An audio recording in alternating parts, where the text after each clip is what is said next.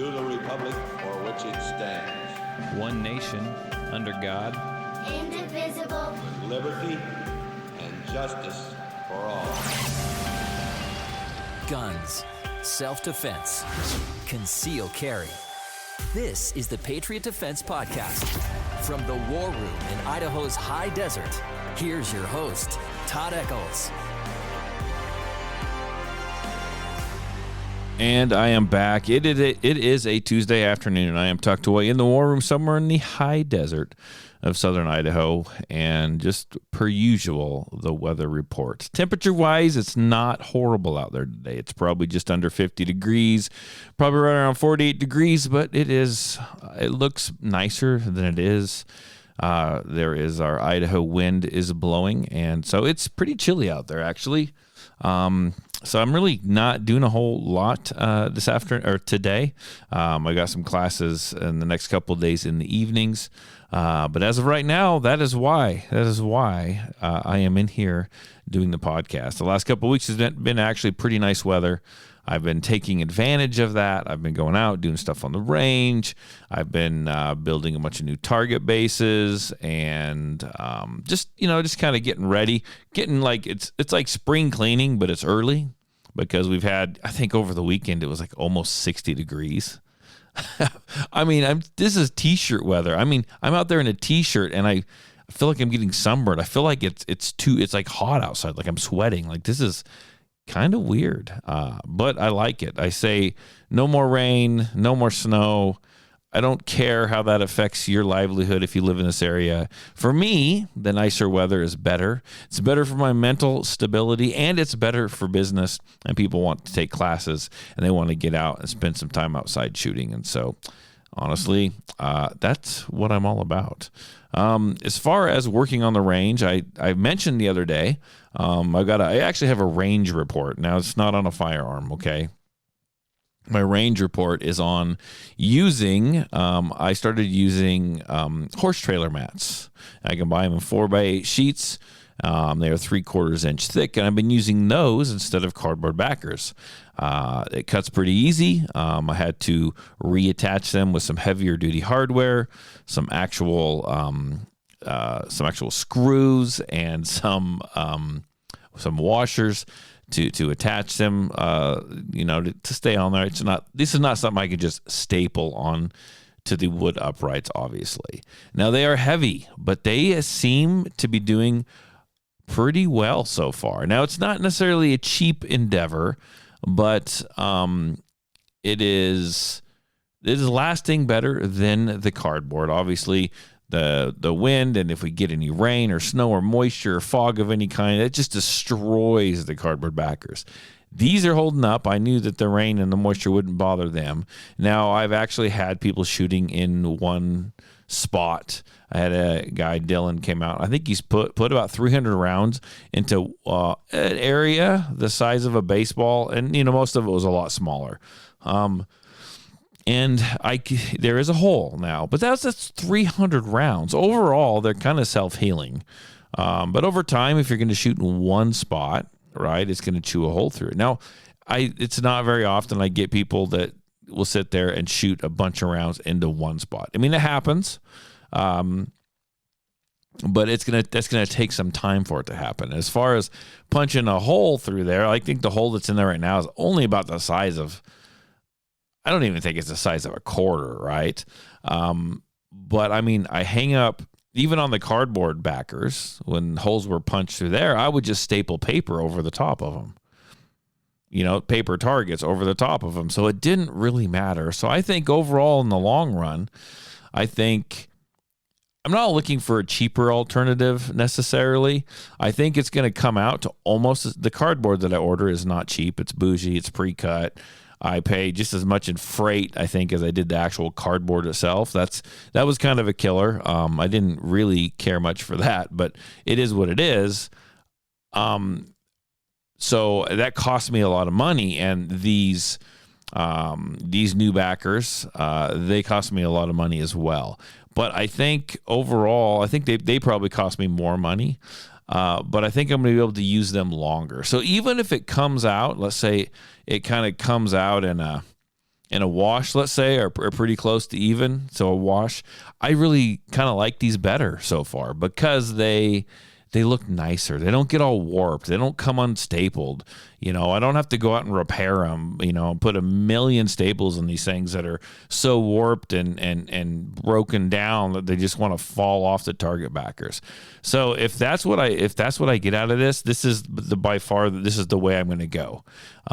So I am so sure that this is the way I'm going to go. So I only bought one sheet the other day, and I can cut 6 targets. I have 15 lanes. I went out and I'm not going to do it today because it's too cold, but I got a whole nother sheet of it I purchased yesterday when I was in town. And so I'm ready to make 6 more targets. So that's going to be up to 12. And then when I have a couple permit classes, we'll see how well they hold up. Now, I'm not totally going away from cardboard backers. They will have their places. These are really heavy. You can move them, but you got to be, they're a little heavier. So you got to be a little careful with them. So what I did also is I had some scrap 2x4s, and I built some more target stands. And then I will make sure I have at least one bundle of cardboard here for targets that I can move around for different things. If we're going to shoot the other direction, I don't have to totally move targets. I staple a piece of cardboard up and away we go. So I'll keep some floating, some wandering or from roaming target stands around with cardboard on them just for that occasion. So far, so good. That's my range report. I'm pretty happy with it. So we'll just see how it makes it through the summer, I guess, overall. What else is going on at Patriot Defense? Well, it's been a while since I've been on here, I know. All the academy classes, well, they started last week, and so I got 2 more this week. And then they all of them have officially started, and I got my last 3 people to sign up yesterday. I think that's probably going to be it for the students. We'll see. I might have some that try to come in a little late, but as I know right now, after this week, they are all up and running and doing good. We're just at this point in time, we get the paperwork out of the way. We do a bunch of dry fire type stuff, training in the classroom because it's too dark to shoot. But we have, I think it's March 8th, March 9th, so just about a month. And we have that time change, and we will be outside shooting. And I pray to God the weather is following us. The weather stays nice or is nice when we start shooting outside. I am looking forward to that. I got a bunch of really good groups, I think. I know the women's beginners group, they seem like they're pretty good to go. I know the men's academy, those guys, I'm not going to have any problems with them. And hopefully we're going to get to drawing from a holster a lot sooner than we have in the past. I'm going to push for that. I need to. Oh, and then I have 3 people in my elite group. And my goal this year is to, even though I tried last year to help some people, to get them pushed up to the elite group, my goal this year would be to create more students that would be interested in joining the elite group. And I'm going to try to get them into drawing from holsters sooner, more mag changes, stuff like that. Really kind of juice those groups up a little bit. So possibly I have more people interested and they want to join that elite group and do what we do in that group. So that is the goal. I'm pretty excited for all this year's shooting academies moving forward. Even, my women's advanced, a bunch of good ladies in there. They've been, most of them, I think all but one. Well, actually, they've all been here previously. I think they've all but one has been here last year, and she actually skipped a year or 2. But so she'll be in there, and we're going to get them right into drawing from a holster a lot sooner. We'll do some warm-ups, and we'll get into the holster game like right away. So I really am looking forward to that. So I say bring on the spring, bring on the summer. I am ready. The older I get, the less I like this stupid cold weather. It needs to be warm. It needs to be nice. I need to refill myself with with whatever minerals, the vitamin D, the rays from the sun give me. because, folks, I am starting to feel it. I need to get out. I need to be outside. I am done. Being stuck in the house or even being stuck in the war room, which most of you would look at my war room and go, I got no problem hanging out in the war room, Todd. I don't know what you're talking about. Folks, I want to mow my lawn. Like, I want to get outside. I don't know what's coming over me, but I need to be outside where it is warm. I need warmth. I need sunlight. That's my new goal in life. Like, I got a couple of trips planned coming up.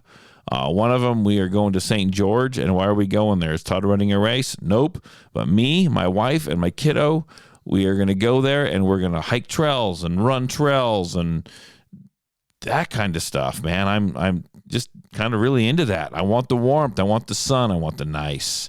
And then in July, for my anniversary, we're headed down to the Oregon coast, me and my wife, to do what? To hike on the trails, to go exploring, to do some running. I know, not the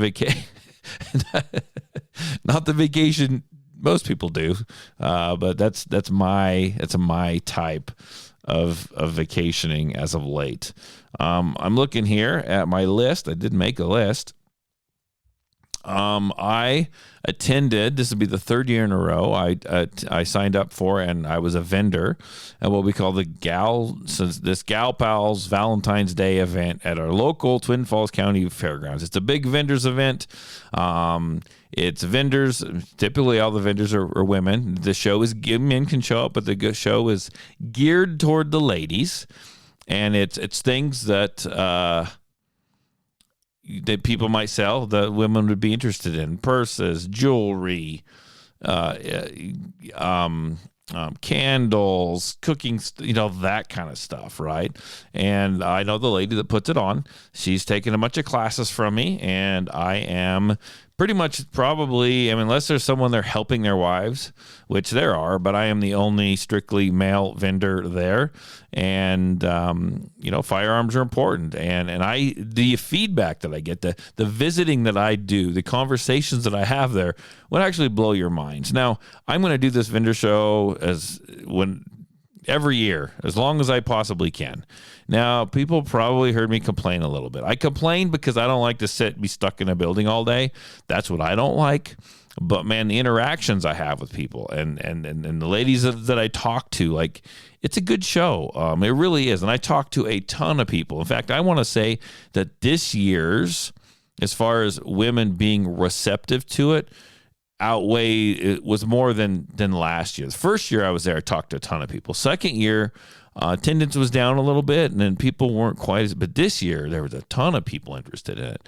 And I do want to shout out a big thanks. I had one of my the ladies, it's one of my students, Alexa, showed up with her daughter and helped me, and she talked to people. And my wife and one of my daughters came and helped me talk to some people.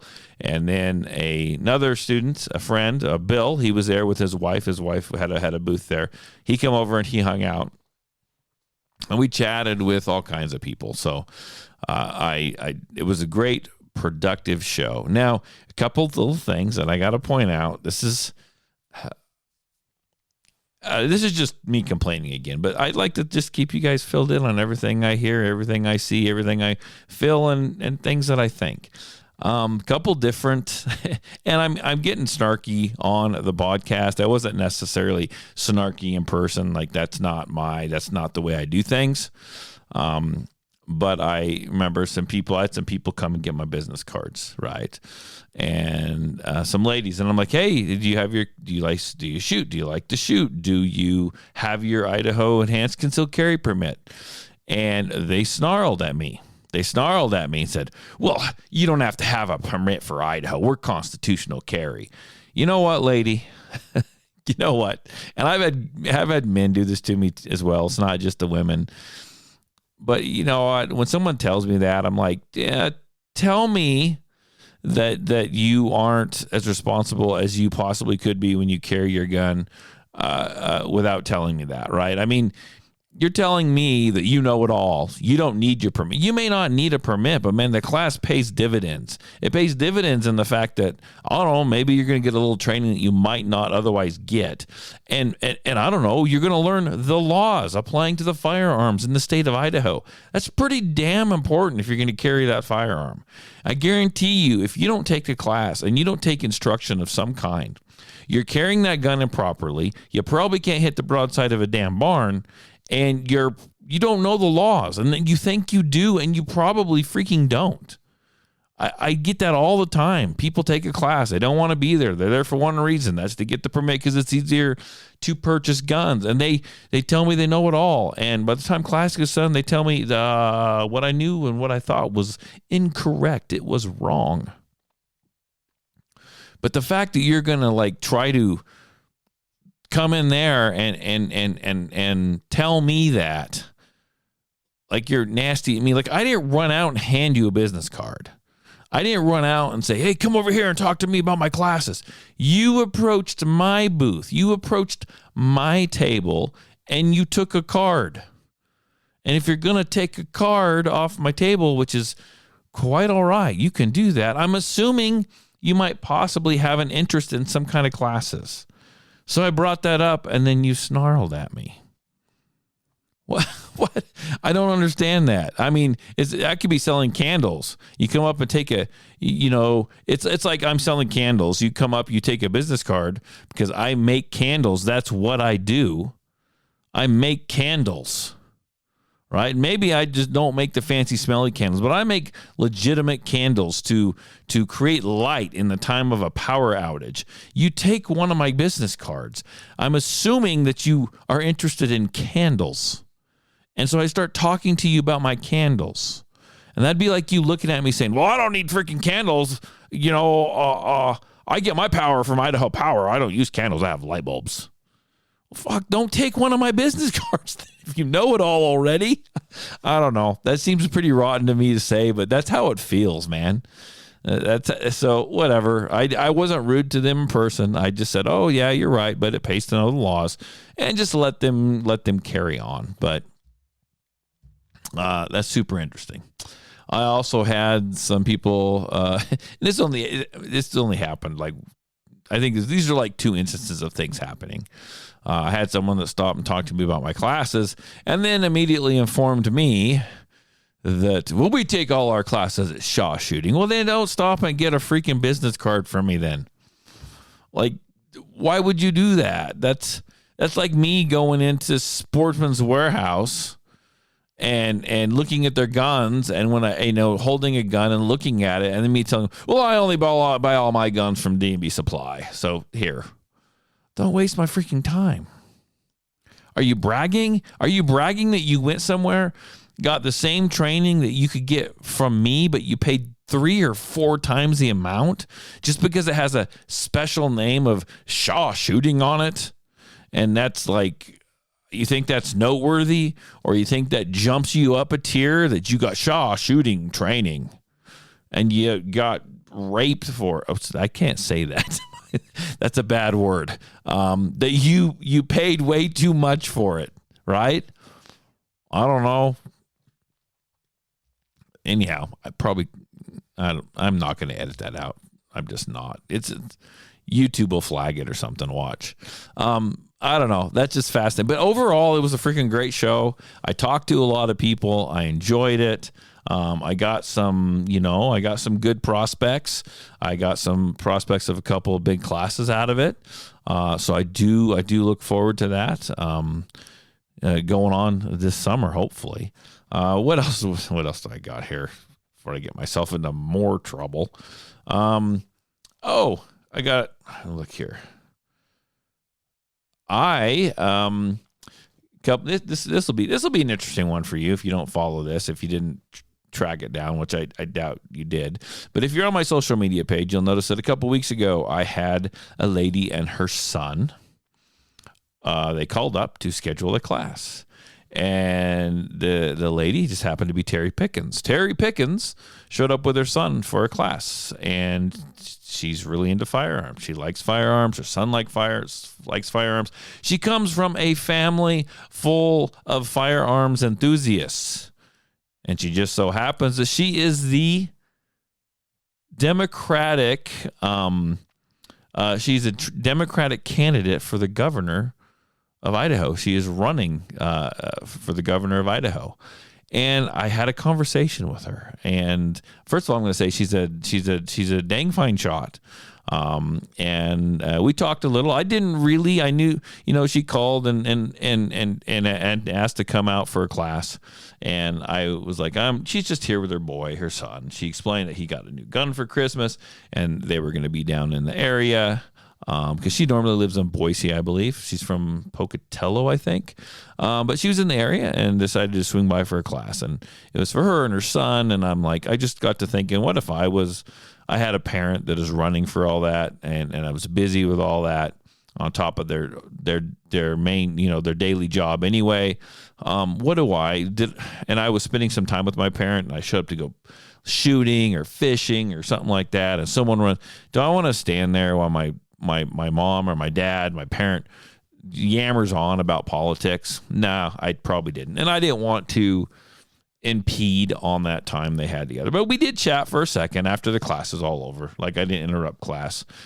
And so we spoke about things. We spoke about firearms. We spoke about where she comes from and what she's doing, and that she actually used to be Republican, and she's very unhappy with the Republicans. She's not necessarily 100% with what the Democrats are doing, but she doesn't like everything that the Republicans are doing as well. And she talked about how she was mostly libertarian, but libertarian's not going to stand a chance, especially in Idaho, at getting into anything. So she just had to go. She went with the Democrats. So I find that interesting. And if you pay attention to what's going on in the state of Idaho, our old Brad Little, he's our governor right now. He's a Republican governor. I mean, the dude's bowing down to Trump. He's taking money. He's doing this. We have this great big budget hole deficit thing that hits a whole thing. And if you look on the firearms part of it, the firearms side of it, the last year in the state of Idaho, there was no new legislation brought on there was legislation, but it was what? It wasn't even brought to light. It was held down by the Republican Party. So Idaho had no bad legislation go through last year when it comes to firearms, but we didn't have any good stuff either. In fact, I would almost rather have had bad stuff come through rather than nothing at all. And the fact that they refused to take a look at it and it was held down by a Republican is quite worrisome. And so I find it fascinating that she's talking about that. And I sit down and look and go, Democrats, what do all Democrats believe in, right? And do I agree with everything? I don't agree with everything, but I also don't agree with everything the Republicans believe in as well. But the one thing that I do like is firearms. The one thing that I do know for sure that Terry is for is the Second Amendment and firearms. So I don't know. I mean, we'll just leave it at that. Very interesting. This is what I did find interesting. She posted a picture of this on her Terry Pickens for Idaho, her running page, right? She posted a picture of this and she mentioned Patriot Defense and Todd or me, and talked about firearms. And she also talked about that, hey, if you just sit down and talk to people on the other side, you can have, probably talking about me and other people, you can have good conversations and you may have more in common than what you think. Not everything possibly, but more in common. You can have civil conversations about it. And she had got good feedback, good feedback. And people commenting on her posts, hey, I like guns too, and I'm on the left. People, it's not firearm ownership and the Second Amendment isn't just for people on the right. In fact, I think we need to quit saying you liberal. The liberals want your Second Amendment. They want our guns, because they don't. It's gun grabbers that want them. Okay. It doesn't include liberals. That doesn't include all of Democrats. We need to just focus it on gun grabbers. Okay. but everyone is pretty supportive of her, their shooting and being a firearm owners and, you know, all that kinds of stuff. Instead, there was this one wacko lady that immediately, who I do not know, but she was referring to me in the picture, and she said, he was at a pro-ICE rally. He's a Nazi. So I go to pro-ICE rallies, and I'm a Nazi. Just to let you folks know that. That's what this woman said about me, which I think was funny because obviously this is just a troll. This is someone just wanting to cause trouble absolutely everywhere because they are bored. I don't think they give a rat's ass about politics or anything like that. They were just causing problems. And I stated to this woman, I commented back, I said, you know, I don't even live in Boise. Including Terry's class, I had 2 other classes. I was literally working all day from like 8 in the morning to like 4 or 5 that evening. And I hadn't left my house or my 2 acres for like 3 days. So no, I was not at an ICE rally. And I pointed that. I was pretty entertaining. And my wife, she wants to do a little digging. And so she does a deep dive on the woman's name and finds out that the woman is like she's got a record a mile long, and they're all assault cases. This woman, this large overbearing woman, has assaulted like 8 or 9 people, or one person 8 or 9 times. I don't know. It was a fun deep dive that my wife did. So just kind of throwing it out there. That's kind of what happened with that. But so if you saw that post and you wondered about it, there's that. That's who I had over here. The person running for Democratic candidate for governor of Idaho, Terry Pickens. You know, if you're into firearms, if you're willing to make, I won't say sacrifices, but depending on what's important to you, and if firearms is your number one deal and you don't really know that you care about a whole lot of other things, she might be someone you take a look at, because the Republicans aren't doing us that much good here in the state of Idaho right now. I don't know where I'm going. Don't say that I'm going to all of a sudden vote Democrat, because I don't know. I really don't know. And so we'll just kind of leave it at that. But speaking of Idaho, real quick, let me pull this up. Where is it at? My phone. Speaking of Idaho, the big question I've been posing on my radio show and whatnot is, what is Idaho going to try to do as far as firearms or the Second Amendment and legislation going to be for the year? I haven't seen anything. The Idaho Second Amendment Alliance just posted an article, which I did repost on the Patriot Defense Facebook page. And this is what they're looking at doing this year. It says below are just a few ideas circulating in the Capitol right now. Not a complete list. It's not complete, but a strong snapshot of what we're fighting for. Stand your ground immunity and reimbursement. Preemption penalties. Preemption overhaul. Campus carry reform, which I'm for all of these, but I got a couple pet ones that I really want. And I think campus carry reform is important. They should have done this like 3 years ago.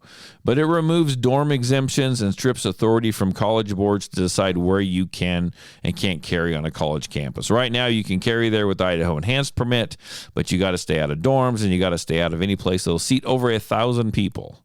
So that's a good portion of a college campus. So they're looking at that.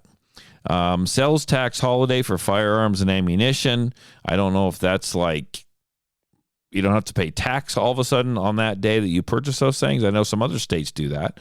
Employee protections for gun owners. And again, I don't know the deep dives. I just know the titles that they give me. Okay. They want to ban financial institutions from discriminating against gun owners. That's good. They want to strengthen penalties in the Second Amendment Preservation Act, and something about automatic weapons. And it says details coming soon. It says most of these. Oh, and one more, which is really important to me, is enhanced permit training requirement fixes. So I don't know, but I want to say I'm keeping my fingers crossed on this. About a month ago, Idaho Second Amendment Alliance threw up a post saying, what would you like to see for this legislative session. Legislative session. I can't say that. This year when it comes to firearms, and I put a big post on there that said, when it comes to the enhanced permit training requirement, I feel like right now you have to have Idaho lethal force law taught to you by a certified Idaho law enforcement officer of intermediate post certification or higher, or an attorney. And I said, that's wrong. I said, you guys need to figure it out so instructors can do this themselves. Because what is happening is a couple different things are happening. Idaho law enforcement officers are deciding to teach classes and be a firearms instructor on the side. And so they are able, since they have that training and they can teach that portion, they are able to put on the class and charge less for it, therefore undercutting taxpayers. They're undercutting taxpayers, small business owners who are instructors themselves and have their small firearms instruction businesses, and they're able to undercut them because they don't have to pay an officer to come in and teach that portion, because they received that training and that authority through posts, which is paid for by tax dollars. So those small business owners who are getting undercut by law enforcement officers who have a business and are teaching that class paid for that officer to receive that training. And then that officer is going to take that training that was paid for by those small business owners and now undercut them and compete against them in business. And that's freaking wrong. Like, that is the state competing against small business owners, firearms instructors. That is wrong. Another reason why this is not I don't mind, I guess, paying someone to do. I do mind paying to someone. I'm a small business owner. I need to save the money where I can save the money, right? But here's the thing: that's not the officer's fault, this part, but the fact that I have to have an officer teach it, that I'm reliant on his schedule. And he has a job, and they don't just work 9 to 5. Sometimes they work night shifts. They pick up a lot of overtime on the weekends, which me having one of them schedule, what I'm paying them for a class won't touch the overtime they could be making on the weekends. So sometimes it's like that officer is, without knowing it, the state, not the officer, let's say the state, with that requirement, is actually controlling my business to a certain extent, because I am limited on when I can offer that in Idaho enhanced concealed carry permit class. Occasionally, I would get people call midweek and say, hey, look, I work on the weekends, or hey, I got 5 people. Like, we're here. We got nothing to do, whatever. Can we do a permit class on Thursday? And I have to say, no, I cannot, because I need an officer to teach it, and he's not available then. He's only available, I only get him like once a month, and 2 times sometimes if I need it. But during the middle of the week is a no-go, right? A small business owner such as myself, I have pretty much 0 employees. I have some help that comes in every now and then, but it is just me. I am everything, right? I am the CEO. I am the guy that mows the lawn and picks up the range and fixes the targets and creates the curriculum and pays for the insurance, right? That is me. And if I miss out on 5 people that want to take an enhanced permit class because I can't bring someone in to do it, that's $500 out of my pocket. Now, if you're some monster business, like really big business, you get $500, that ain't much, Todd. This is how ragged of an edge I run on. First of all, I can't get people around here to pay a lot for training. It's just a weird area that we live in, and people don't want to pay a lot for training. And so when I have to say no or turn down $500, and I'm not trying to cry boo-hoo here.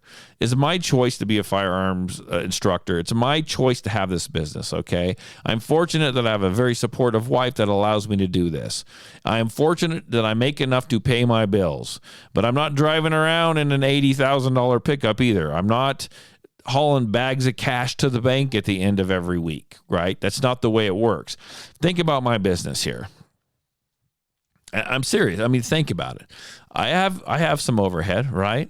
Yes, I do.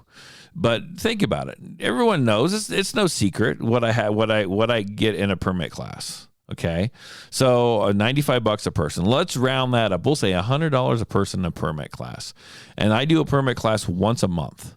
So that once a month, let's say I have an average of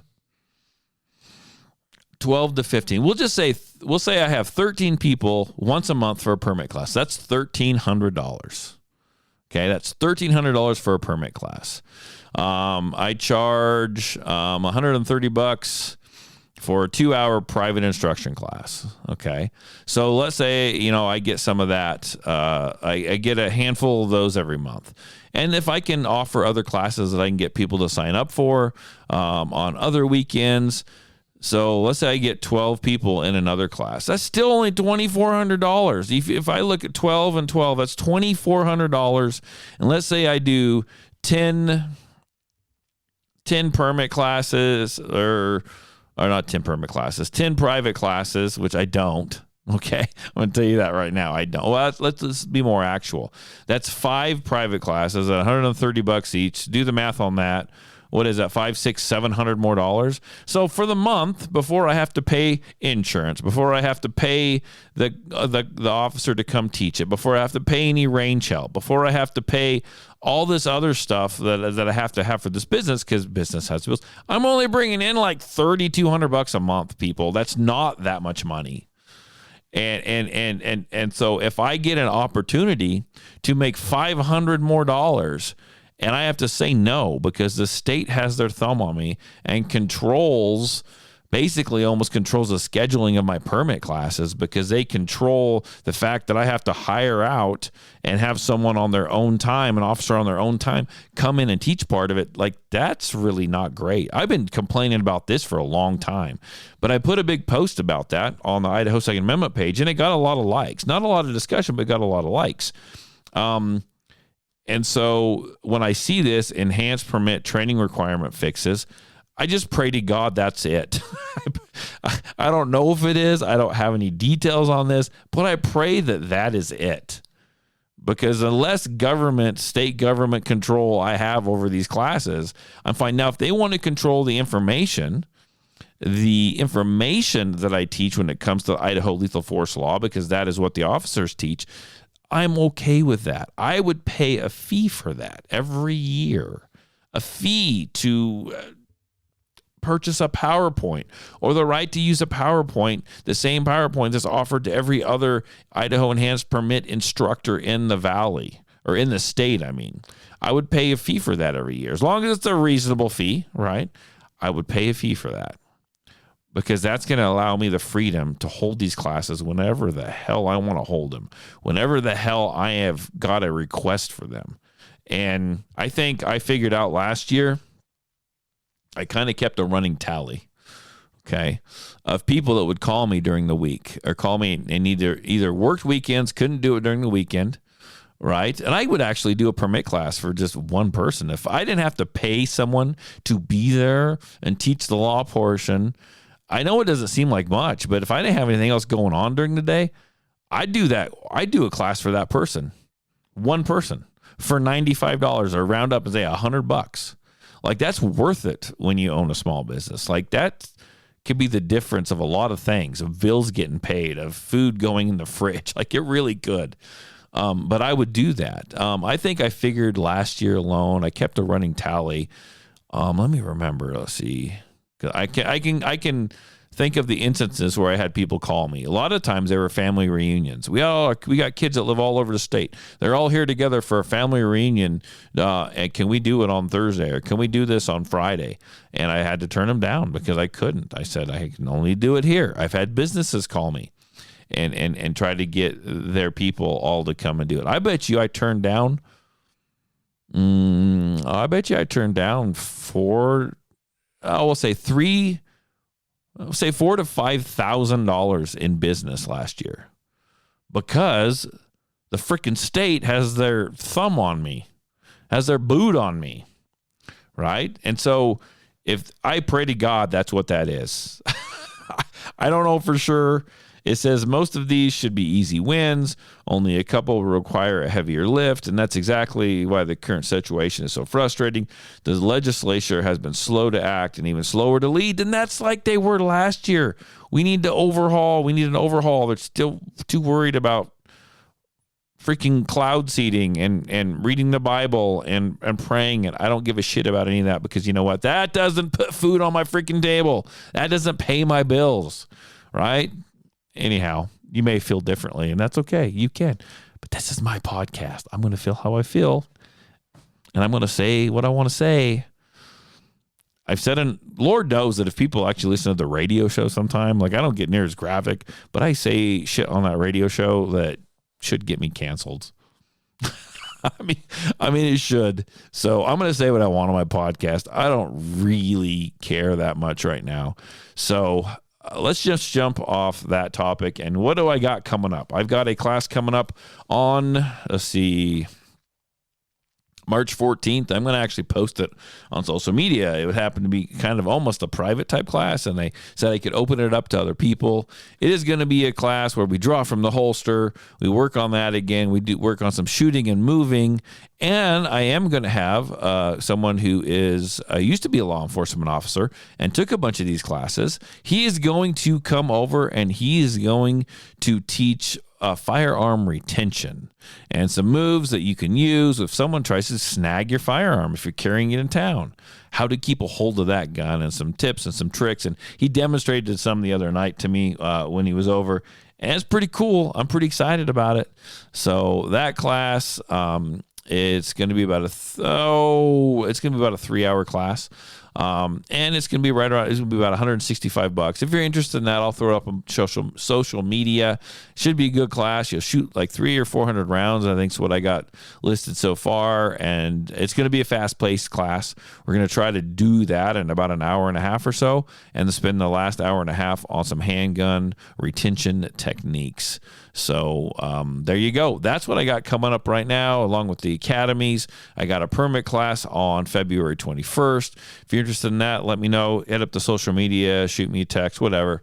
You can find me all those places. And you can find me on my phone, and I can send you a link for it, but you can call me. You can text me, area code 620-794-6223. That's area code 620-794-6223. Until then, it is the end of the day, folks. I'm going to go in. I'm going to find myself an energy drink. Just keep me awake for the next couple hours so I can actually go to bed about 7:30. It's a rough life, I know. But you guys stay safe. I will talk to you later. Bye.